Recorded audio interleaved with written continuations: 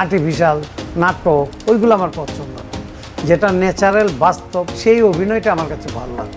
আফরান নিশু এবং শাকিব খানকে উদ্দেশ্য করে একই মন্তব্য করলেন এক সময়ের জনপ্রিয় খল অভিনেতা মনোয়ার হোসেন ডিপজল। হঠাৎ নাটকের অভিনেতা নিয়ে কেন বিস্ফোরক মন্তব্য করলেন তিনি, আর এদের নিয়ে কি বলছেন সেটাও জানাচ্ছি। আমরা সবাই জানি শাকিব খান অ্যান্ড আফরান নিশু দুজনই দুই প্রান্তের অভিনেতা। শাকিব খান দীর্ঘ 2 যুগেরও বেশি সময় ধরে বাংলা ফিল্ম ইন্ডাস্ট্রিতে অভিনয় করছেন, আর আফরান নিশু দীর্ঘ সময় ধরে নাটকে কাজ করলেও তিনি সিনেমায় একেবারে নতুন। তিনি সিনেমায় এন্ট্রি নেওয়ার পরেই এমন কিছু মন্তব্য করে বসে যা অনেকের কাছেই অপছন্দের। এ বিষয়ে কিছু মন্তব্য পেশ করেছেন ডিপজল।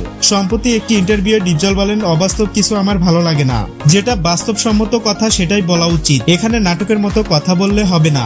শাকিব খান একজন সুপারস্টার, এটা আমরা সবাই জানি। শাকিবকে সুপারস্টার আমি বানাইছি, এখানে নাটক করলে চলবে না।